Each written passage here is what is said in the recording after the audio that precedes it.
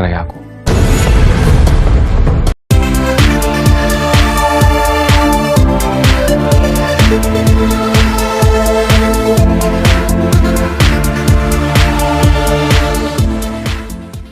Official trailer udah ada di mana-mana nih. Berarti detik-detik Taaruf Cinta bakal tayang. Ups, tunggu dulu. Ternyata menjelang penayangannya, justru judul sinetronnya diganti dari Taaruf Cinta menjadi Takdir Cinta Yang Kupilih. Apakah ini ada hubungannya dengan the power of netizen yang merasa kalau judulnya tidak cocok, atau memang ada hal lain yang dipertimbangkan oleh pihak produser untuk mengganti judulnya? Menggait beberapa aktor dan aktris senior seperti Jonathan Frizzy, Alicia Rininta, Dinda Kirana, serta Randy Pangalila pasti bakal ditunggu banget ya. Kalau kita melihat alur ceritanya, yaitu tentang kepulangan Novia yang diperankan oleh Aisyah ini pulang ke Indonesia dan mengalami perjodohan dengan Hakim yang diperankan oleh Jonathan Frizzy, dimana memang keduanya ini belum pernah mengenal satu sama lain, sehingga mengakibatkan si Hakim ini membuat surat perjanjian kalau sampai 1 tahun tidak ada perasaan apa-apa di antara mereka, si Novia ini berhak untuk meninggalkan Hakim.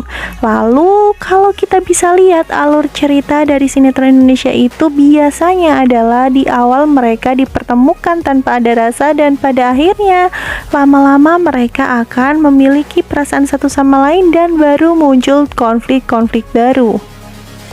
Jadi bisa dibilang ya, kalau di sini keberadaan si Jeffrey yang diperankan oleh Randy Pangalila dan juga keberadaan Dinda Kirana ini akan menjadi orang ketiga di antara hubungan Novia dan Hakim dalam pernikahannya. Karena Bapak, saya bisa balik ke Jakarta hari ini. Iya, sama-sama. Kalau sekilas cerita ini hampir mirip ya dengan pendahulunya yang sudah ditayangkan Sinemat, yaitu Buku Harian Seorang Istri, di mana pada awalnya Nana dan Dewa juga dinikahkan tanpa ada perasaan satu sama lain, hingga akhirnya membuat chemistry yang membuat para fansnya nggak bisa move on. Apakah pada akhirnya cerita Novia dan juga Hakim ini akan berakhir sama? By the way, ngomongin TJYK ini mau tayang nih, kita jadi berpikir lagi nih, itu kan berarti SCTV harus menyediakan 1 slot kosong buat sinetron ini tayang. Apakah ini benar-benar merupakan tanda akhir bahwa BHSI akan dibungkus? Karena pada saat ini juga mereka belum bisa memutuskan apa-apa. Apakah pada akhirnya SCTV akan menambah slot, atau menggeser jam tayang, atau bahkan membungkus salah satu sinetronnya?